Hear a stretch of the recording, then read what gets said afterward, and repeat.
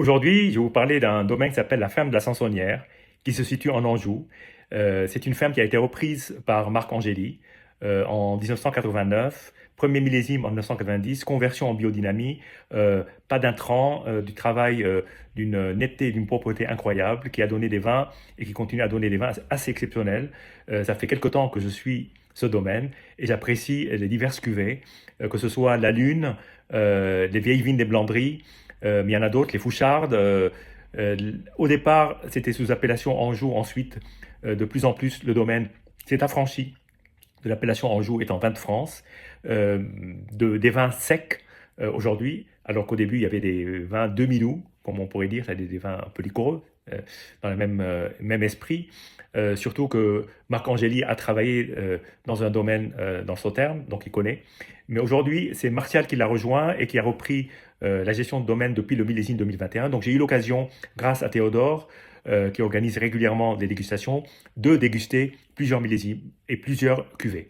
Je voudrais en parler d'une seule qui m'a énormément frappé. C'est de la Lune, 31 mois d'élevage en 2021. C'est pour moi un des vins les plus à la fois émouvants et équilibrés que j'ai eu l'occasion de déguster de ce domaine-là, mais même en chenin en général, et je dirais même de pas mal de vins que j'ai pu déguster récemment en vin blanc, parce que pour moi, c'est vraiment l'incarnation d'un vin euh, qui procure une émotion, mais qui aussi est parfaitement équilibré, avec une belle matière. Déjà au nez, il est impressionnant de plaisir, en fait, d'arômes. On trouve des aromatiques comme de la tisane, un peu tilleul, verveine, un côté un peu miel, un très léger nez pâtissier.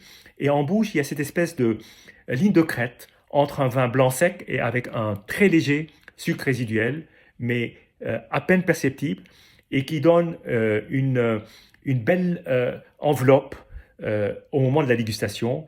Et pourtant, je peux vous dire, ce soir-là, il y avait des très très belles bouteilles. Je retiens celui-là. Quand je dis il y avait de très belles bouteilles, il y avait un aligoté sous Châtelet d'Auvenay en 2018, donc très belle année. Donc la confrontation était quand même assez exceptionnelle. Et pourtant, là, on parle de dégustation à l'aveugle, donc on n'est pas du tout influencé par l'étiquette, et c'est tant mieux. Ce vin m'a laissé une impression assez considérable. Voilà, je voulais partager ce moment avec vous et je remercie Théodore pour avoir organisé cette super dégustation et je vous dis à bientôt.